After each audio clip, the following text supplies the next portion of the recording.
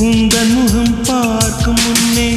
நான் மறைந்து போவதென்றால் கண்கள் மட்டும் அப்பொழுதும் மூடாதே